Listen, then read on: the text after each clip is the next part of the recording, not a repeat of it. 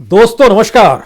जब देश के प्रधानमंत्री को दंगे और दंगाइयों शब्द का इस्तेमाल करना पड़ जाए तो यकीन जानिए सब कुछ ठीक नहीं है। दंगे और दंगों से प्रभावित होता कौन सा समुदाय है, कौन सा समाज उसकी त्रासदियों को झेलता है, दंगों के वक्त की आग किसके दरवाजे पर सबसे पहले पहुंचती है, उस दरवाजे को लेकर सुरक्षा का ऐलान अपने साथ कर देना और दूसरे सत्ता में आएंगे तो वह आग उत्तर प्रदेश को जला देगी, इसका ऐलान तो मुजफ्फरनगर में देश के गृह मंत्री पहले ही कर चुके हैं, जो खुलेआम कह चुके हैं कि दरअसल हम सत्ता में नहीं आए तो फिर सोच लीजिए यूपी दंगों में झुलसता हुआ दिखाई देगा।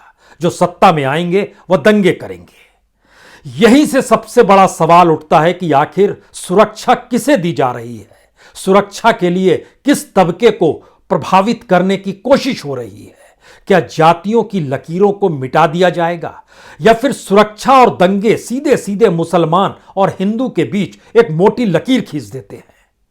यह सारे सवालों के समानांतर एक सवाल यह भी है, चाहे वो मुजफ्फरनगर का दंगा हो, चाहे गुजरात के दंगे को लेकर जिक्र हो, चाहे दिल्ली के दंगों का जिक्र हो, या इस देश के भीतर में किसी भी दंगों का जिक्र कर लीजिए, जो समाज सबसे ज्यादा प्रभावित होता है वह गरीब होता है, वह अति पिछड़ा होता है, वह दलित होता है, वह मुसलमान होता है। उन्हें रक्षा देने की सोच और खौफ पैदा करने की परिस्थितियां क्या उत्तर प्रदेश के भीतर के जमीनी मुद्दों को दफन कर चुकी है। अब यहां महंगाई का जिक्र नहीं है, बेरोजगारी का जिक्र नहीं है, और इन तमाम परिस्थितियों में वह हर मुद्दा जो शायद ऑक्सीजन के लिए तड़पते हुए अपने परिजनों की मौत को भी देख चुका है, और प्रवासी मजदूर जिसके पांव में छाले पड़ गए और आज भी रोजगार मिल नहीं पा रहा है, उन परिस्थितियों को भुला देने की स्थितियां क्या वाकई देश के गृह मंत्री और प्रधानमंत्री ने पैदा कर दी है।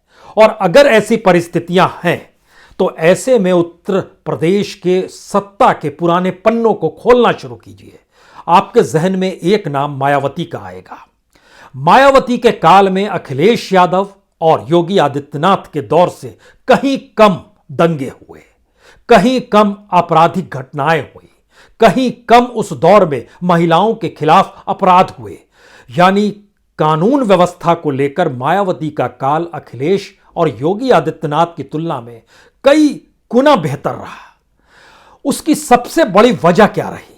दबंगई जो होती है वो क्या सत्ता पाने के बाद उस जाति विशेष में गूंजने लगती है जिसे लगता है विपक्ष में रहते हुए उसकी दबंगई को कुचला जा रहा था? हो सकता है इस बात का जिक्र बार बार बीजेपी कर रही है अखिलेश सरकार को लेकर कि यादवों की दबंगई को आप भूल जाएंगे।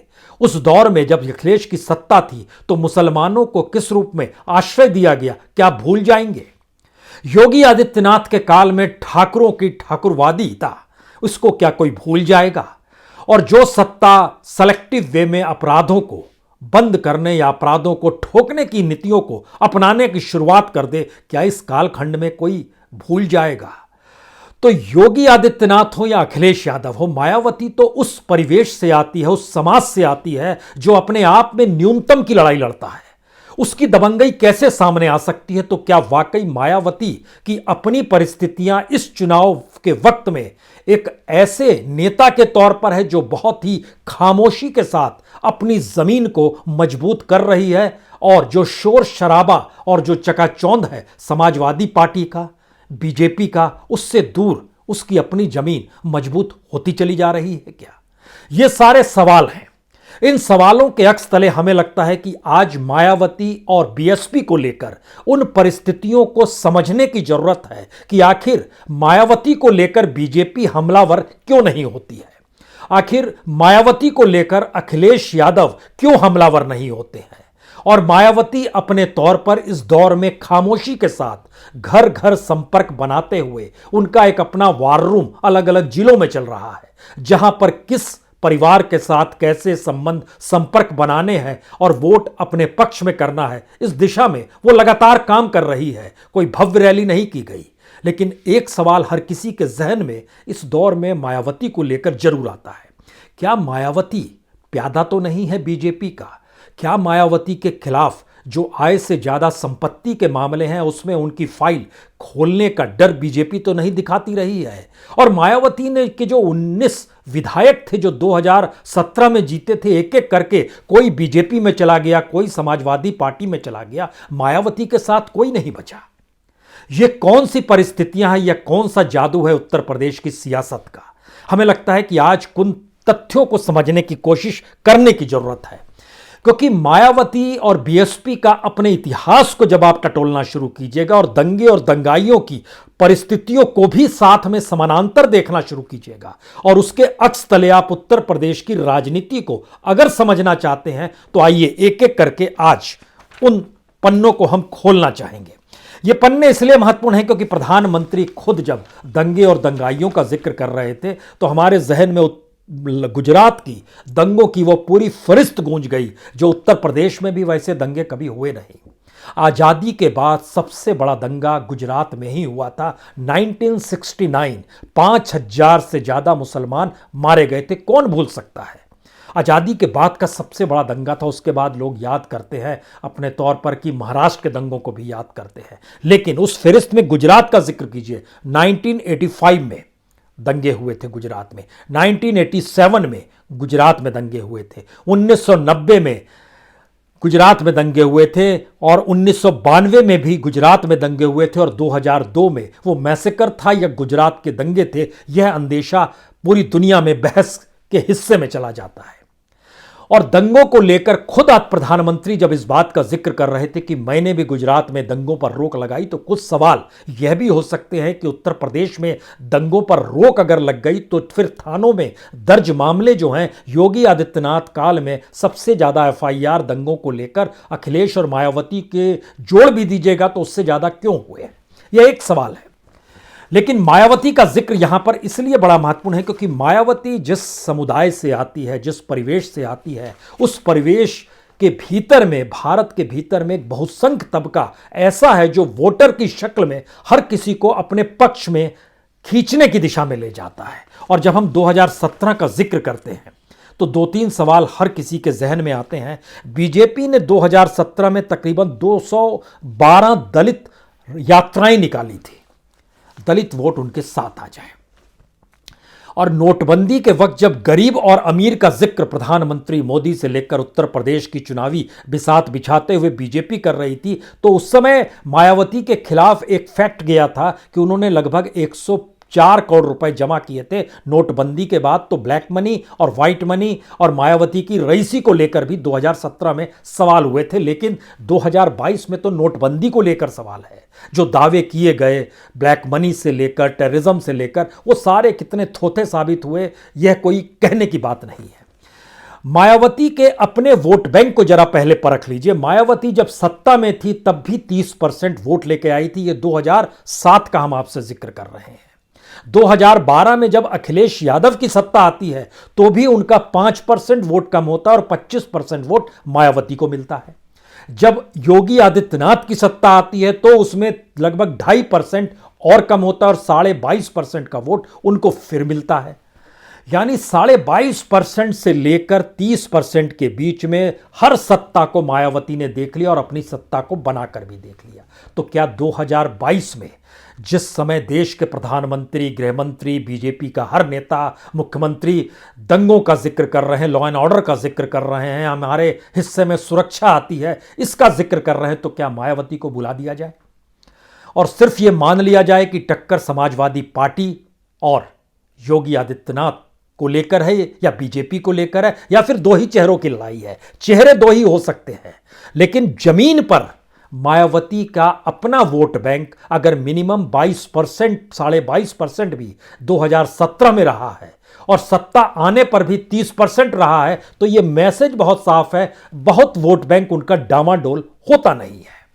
उसमें कुछ नई चीजें जुड़ जाए और जातीय समीकरण और धार्मिक लकीर, इन दोनों का जिक्र मायावती सिर्फ ब्राह्मणों को लेकर कर रही है, क्योंकि 2007 में सत्ता मिली थी तो ब्राह्मणों का वो जिक्र करती थी। और शायद इसीलिए अयोध्या में जब प्रबुद्ध वर्ग की जो रैली सजी या वहां पर जो सभा हुई, उसमें जय भीम के नारे मंच से नहीं लगे, जय श्री राम के नारे लगे। यह एक रणनीतिक काल था मायावती का, जिसकी शुरुआत उन्होंने अयोध्या से की है। अब सवाल यह है कि जब धार्मिक और जातीय समीकरण को साधने की दिशा में मायावती अगर बढ़ रही है, तो अगला सवाल यह है, मायावती दूसरे नंबर पर कितनी सीटों पर रही और उन सीटों पर मायावती क्या 2022 में कुछ नया कमाल करने वाली है? क्योंकि ध्यान दीजिए तो पश्चिमी उत्तर प्रदेश में 45 सीटों पर मायावती दूसरे नंबर पर थी। पूर्वांचल में जब चले जाइएगा तो वहां पर लगभग 35 सीटों पर दूसरे नंबर पर थी। बुंदेलखंड की 7 सीटों पर दूसरे नंबर पर थी और मध्य उत्तर प्रदेश में लगभग 33 सीटों पर वह दूसरे नंबर पर रही। मैसेज क्या है? मैसेज बहुत साफ है कि चाहे दूसरे नंबर पर उनकी अपनी तादाद 119 सीटों की रही, इस 119 सीटों की परिस्थितियां इस बार और इन हर सीट पर जो जीत मिली है उसमें 99% बीजेपी जीती है और बीजेपी इस बार दंगे और दंगाइयों का जिक्र कर रहा है, उस पर नकेल कसने की स्थिति में मायावती ही काई काल रहा है। समाजवादी पार्टी का यहां जिक्र थोड़ी देर के लिए भूल जाइए। मायावती की 2017 की सबसे बड़ी कमजोरी यह थी कि वह दलित और मुसलमानों के गठजोड़ को बार बार दिखा रही थी और मुसलमानों से वो ऐलान करती थी कि आप अपना वोट बर्बाद ना होने दें और इसका असर यह हुआ 2017 में ध्रुवीकरण बहुत तेजी से बहुसंख्यक तबके में हो गया और मायावती जहां जहां अपने उम्मीदवारों के साथ, चाहे वह मुस्लिम उम्मीदवार हो, चाहे वह हिंदू उम्मीदवार हो या जातियों के हिसाब से अगर उम्मीदवार हो, तो वहां वहां मायावती को मुसलमानों के साथ जोड़कर देखा गया।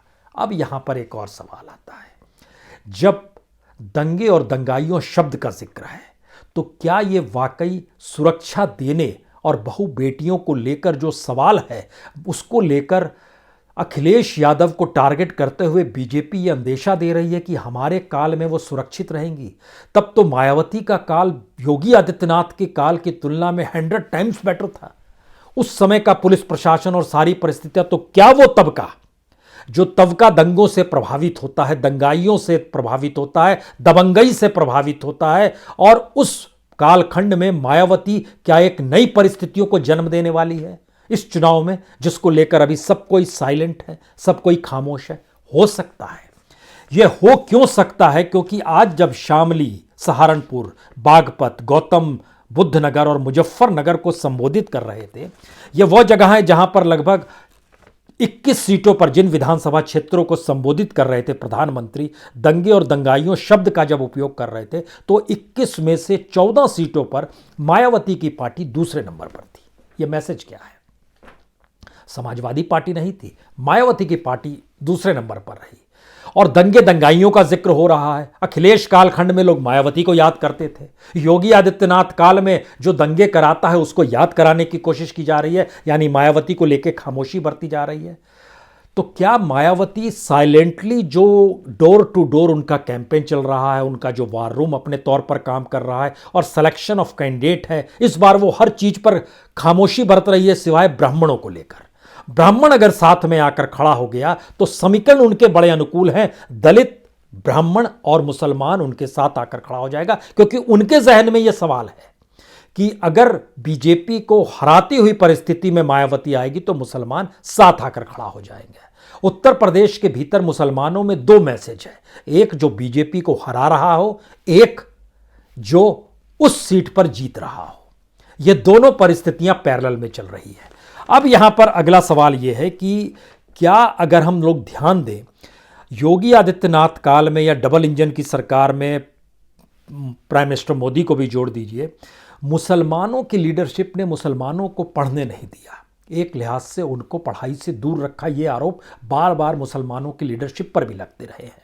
लेकिन मौजूदा वक्त के दायरे में अगर हम देखें तो जब आरक्षण के बाद आगे बढ़े अपने तौर पर, जो आरक्षण जिस समाज को चाहिए था उसमें सबसे बड़ा तबका तो ओबीसी को लेकर सवाल था, ओबीसी को लेकर ही आरक्षण का सवाल था। आरक्षण से निकली हुई पॉलिटिकल पार्टी ने आरक्षण को लेकर ही खामोशी साधी कि उन्हें कितनी नौकरी, क्योंकि नौकरियां लगातार कम हो रही है, प्राइवेटाइजेशन सबका ज्यादा हो रहा है, हर क्षेत्र में प्राइवेटाइजेशन हो रहा है, तो वहां आरक्षण मिलेगा नहीं। यानी क्षेत्रीयता के हिसाब से क्षत्रपों ने भी खामोशी बरती, लेकिन मायावती धीरे धीरे उस पीरियड में, काशीराम को आप याद कर लीजिए, क्योंकि काशीराम को जब हम याद करते हैं तो हम देख रहे थे कि काशीराम ने जो DS4 बनाया था, DS4 का मतलब है दलित शोषित समाज संघर्ष समिति, और 1981 में उन्होंने इसकी बुनियाद रखी थी और इसी एस्पेक्ट से उन्होंने दलितों के बीच में शिक्षा और आगे बढ़ाने और बढ़ने की सोच को पैदा किया था। 1984 में उन्होंने बीएसपी बनाई थी और फिर ध्यान दीजिए इटावा से जब वो चुनाव जीते थे तो मुलायम सिंह साथ में थे, यानी आरक्षण को लेकर वो नीतियां साथ में खड़ी हो गई। जो मुलायम सिंह यादव खेल कर रहे थे और 95 में वो मुख्यमंत्री भी बन गए। समाजवादी पार्टी के साथ मायावती को मुख्यमंत्री बनाया गया, पूरा काशीराम की भी साथ थी। और बीएसपी एक ऐसी पार्टी रही है जिससे किसी को गुरेज नहीं है। कांग्रेस के साथ भी रही, समाजवादी पार्टी के साथ भी मिलकर मुख्यमंत्री बनी, बीजेपी के साथ भी मिलकर मुख्यमंत्री बने, यानी मायावती को भी गुरेज नहीं रही और बाकी पॉलिटिकल पार्टीज को भी गुरेज नहीं रही। तो क्या उत्तर प्रदेश की राजनीतिक जमीन मायावती को कहीं एक ऐसी परिस्थितियों में तो नहीं देख रही है जहां पर वो बहुत साइलेंटली आगे बढ़ रही है और वो किंग मेकर की भूमिका में आ जाए या उभर कर एक नया परिणाम उत्तर प्रदेश की सियासत में दे दे? क्या इसका अंदेशा तो नहीं है? हो सकता है, हो इसलिए सकता है क्योंकि इस जिक्र को बार बार अगर ध्यान दीजिए तो समाजवादी पार्टी सत्ता में आएगी तो दो ही जिक्र होता है, यादवों की गुंडई, मुसलमानों का संरक्षण, जो कांग्रेस भी कहती रही दबी जुबान में और बीजेपी ने खुलकर कह दिया। जब बीजेपी सत्ता में आएगी तो उसको लेकर इस बात का अभी तक जिक्र था बनिए और ब्राह्मणों की है, लेकिन ठाकुरवाद ने नया लाइन दे दिया। इस दौर में योगी आदित्यनाथ ने ब्राह्मण और यादव टकराने लगे। ओबीसी से जो समीकरण साधने की कोशिश 2017 में की गई थी, समाजवादी पार्टी ने उस पर ब्रेक लगा दी, उस सोच को चकनाचूर कर दिया। देखिए मायावती का जिक्र फिर कहीं नहीं आ रहा है, लेकिन अपने तौर पर बीएसपी की पहचान है कि सभी को स्पेस देती हैं क्योंकि वह खुद उस समाज से आती है जो न्यूनतम की लड़ाई लड़ रहा है। उसको दबंगई समाज में नहीं करनी, उसको तो सिर्फ इतनी राहत चाहिए कि थाने में एफआईआर हो जाए, उसके खिलाफ कोई कार्रवाई ना करे, उसकी झुग्गी झोपड़ी को कोई आग ना लगा दे, बकरी कोई उठा कर ना ले जाए, जो जमीन है वहां पर कुछ काम मिल जाए। इस परिस्थितियों को जीता हुआ समाज, और कमोवेश यही स्थिति अल्पसंख्यक समुदाय के भीतर के गरीब तबके की बहुत ज्यादा है। रईसी की परिस्थितियों में मत जोड़िए क्योंकि मुसलमानों में भी कुछ रईस है, ओबीसी में भी बड़े रईस हैं, ऊंची जातियों में भी बड़े रईस हैं, भरे हुए हैं, दलितों के भीतर भी कुछ रईस होंगे, लेकिन उस बहुसंख्यक तबका जो गरीबी की परिस्थितियों को उत्तर प्रदेश में जीता है। और अभी तो नीति आयोग का डाटा भी बताता है कि उत्तर प्रदेश इस देश का नंबर 1 स्टेट है गरीबी में, जहां 50% से ज्यादा लोग बीपीएल की परिस्थितियों को जी रहे हैं। तो हाँ, और सच्चर कमेटी की रिपोर्ट भी बतलाती है मुसलमानों की स्थिति तो दलित से भी बदतर, यानी आर्थिक परिस्थिति और सामाजिक परिस्थिति उससे ही बदतर। ये सभी लोग ऐसे हैं जो दंगे और दंगई शब्द से डर जाते हैं क्योंकि उनकी रोजी रोटी खत्म हो जाएगी। मुजफ्फरनगर दंगों ने भी यही किया था। जो जाट और मुसलमान के बीच की जो लकीर थी वह जब मिटी तो ताना बाना दोनों का टूट गया। इसका असर जिस समाज पर पड़ता है उस समाज के भीतर बीजेपी कहती है हम संरक्षण देंगे। मायावती के कालखंड में वो कहती नहीं है कि हम संरक्षण देंगे, वह उन परिस्थितियों को पैदा कर देती है। तो क्या यह एक बेहतरीन परिस्थिति मायावती के लिए धीरे धीरे बनती चली जा रही है? क्योंकि समाजवादी पार्टी का एमवाय समीकरण थोड़ा सा डिगाता है मायावती को कि उसके साथ एम समीकरण कैसे निकल कर आएगा, लेकिन बीएसपी अपने तौर पर दलितों को, ब्राह्मणों को, ओबीसी की कुछ जातियों को और मुसलमानों को भी देख रही है। बीजेपी माइनस मुसलमान सबको देखना चाहती है। अब यहां पर एक सवाल है कि जो महंगाई है, जो बेरोजगारी है, जो सुरक्षा का भाव है, जो एफआईआर दर्ज कराने तक की परिस्थितियां हैं, यह किस कालखंड में सबसे अनुकूल रहेगी? और शायद इन्हीं परिस्थितियों को जब हम लोग टटोलना शुरू करते हैं तो हम आ जाते हैं आरक्षित सीटों पर। उत्तर प्रदेश के भीतर में आरक्षित सीटों की बड़ी जीत उसी पॉलिटिकल पार्टी को मिलती है जो सत्ता में आ रही होती है, या जीत मिलती है तो वो सत्ता में आ जाती है। 2007 में मायावती सत्ता में आई थी तो उस समय आरक्षित सीटों की कुल संख्या 89 थी। 89 में से मायावती ने 61 सीटों पर जीत हासिल की थी। जब अखिलेश यादव सत्ता में आए उस समय आरक्षित सीटों की संख्या 85 थी। 85 में से 58 सीटों पर अखिलेश यादव को जीत हासिल हुई। योगी आदित्यनाथ के काल में 86 सीटें आरक्षित थी। इस 86 में से 70 सीटों पर योगी आदित्यनाथ जीते। अब यहां पर एक दूसरा सवाल है, तो दूसरे कालखंड में या ध्यान दीजिए तो अखिलेश यादव की जब सत्ता आती है तो मायावती आरक्षित सीटों पर सिर्फ 15 सीटों पर जीत पाती है, योगी आदित्यनाथ में सिर्फ 7 सीटों पर जीत पाती है। लेकिन मायावती के काल के वक्त में अखिलेश यादव जो उस वक्त जो जीत पाते हैं वो 13 सीटों पर ही जीत पाते हैं और योगी आदित्यनाथ में 7 सीटों पर जीत पाते हैं। यानी योगी आदित्यनाथ काल में अखिलेश और मायावती एक मंच पर आकर खड़े हो गए जो 7-7 सीटें जीतते हैं। बीजेपी अपने तौर पर मायावती के काल में 7 सीट जीतती है, अखिलेश यादव के काल में 3 सीटें जीतती है और अपने दौर में 70 सीटें जीत लेती है। तो आरक्षित सीटें जो होती है वहां पर हर उम्मीदवार जाहिर है शेड्यूल कास्ट का ही होगा। और शेड्यूल कास्ट से जुड़ी हुई परिस्थितियों को अगर उत्तर प्रदेश के समाज के भीतर देखना शुरू करेंगे तो उसको जरूरत क्या है, 2 जून की रोटी, पूरा कपड़ा, छत ऐसी होनी चाहिए जो चूहे नहीं, काम ऐसा मिल जाना चाहिए जहां पर कम से कम काम होता रहे। दर्द यह है कि दरअसल हमारा बच्चा किसी तरीके से कुछ पढ़ाई कर ले, जो कांशीराम लगातार उस दिशा में ले जाना चाहते थे। वह प्रयोग DS4 के जरिए उन्होंने क्रिएट किया था और बड़े वैज्ञानिक तरीके से क्रिएट किया था। उसी से जो आकांक्षा पैदा नए दलित तबके के युवाओं में हुई, उन्होंने अपने आप को शिफ्ट करना शुरू किया। वो चले गए बीजेपी के साथ, जो 2014 का चुनाव, 2019 का चुनाव और 2017 के चुनाव में जो CSDS की रिपोर्ट है वो बहुत साफ तौर पर बताती है, उनमें एक शिफ्ट नजर आया।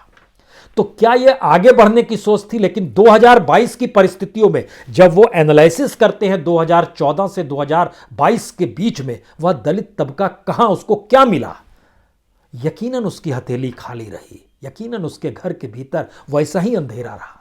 तो क्या बहुत साइलेंटली लोगों को समझाया जा रहा है या मायावती समझा पाने की स्थिति में आ चली है?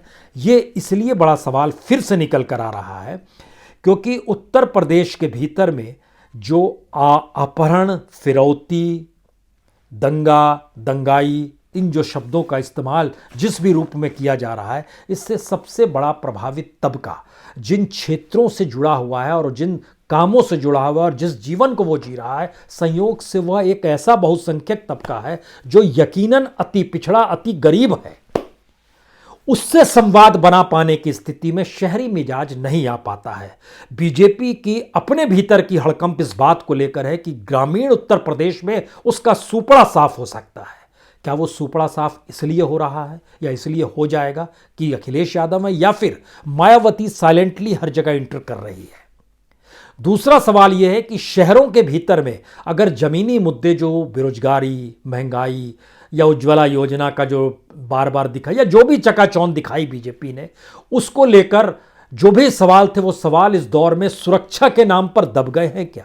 और ये कहा जा रहा है कि किसान हो या जाट हो, वह तो पहले सुरक्षा देखेगा बेटे बेटियों की, तो ऐसे में वह बीजेपी के साथ चले जाएगा। यह भी लकीर खींचने की कोशिश बीजेपी लगातार कर रही है। दूसरी तरफ जयंत चौधरी हो और समाजवादी पार्टी साथ में हो तो वो कह रही है कि आपने 700 किसानों की खुदकुशी करवा दी है, आपने उनको मौत के घाट उतार दिया है, हम भूलेंगे नहीं। इस देश में किसानों को आप जिस तरह सड़क पर लाना चाहते थे, मजदूर बनाना चाहते थे, ये भूलेंगे नहीं। कौन सा मुद्दा काम करेगा? ध्यान दीजिए, मुद्दे मुद्दे टकराते रहेंगे और बीते 70 बरस से इस देश में होता चला आया है। तो इसीलिए बीजेपी दंगा, दंगाई ये शब्दों का इस्तेमाल करने से चूकेगी नहीं। लेकिन अंडर करंट क्या चल रहा है? अंडर करंट की परिस्थितियों में मायावती उत्तर प्रदेश की लगभग 225 सीटों पर ऐसी परिस्थितियों में लगातार कनेक्ट होने की स्थिति में लाना खुद को चाह रही है जिसमें बड़ा हिस्सा जो है वह पश्चिमी और पूर्वी उत्तर प्रदेश का है। 266 में से लगभग 150 सीटें हमने एनालिसिस की जहां पर मायावती अपने डोर टू डोर कैंपेन और उन परिस्थितियों को जीना चाहती है जहां पर लोग ये ना कहें कि अच्छा ये रईसी के साथ आ रही हैं। ये तमाम परिस्थितियां क्या मायावती के हक में है? और ये तमाम परिस्थितियां क्या बीजेपी के भी हक में हैं, जिस बात को लेकर लगातार अंडरकरंट चिंता चलती रहती है कि क्या मायावती आखिर में बीजेपी का साथ तो नहीं दे देगी? हमें लगता है ये दूर की गोटी है, लेकिन इस दौर में उत्तर प्रदेश के जो परिणाम है वो चौंकाने वाले होने वाले हैं। उसको आप आसानी से मत लीजिए और मायावती को भी आप सरलता से मत लीजिए, और खास तौर से उस समाज को सरलता से मत लीजिए जो हर परिस्थितियों में सबसे ज्यादा प्रभावित होता है। मायावती का वोटर वही है। बहुत बहुत शुक्रिया, बहुत बहुत शुक्रिया।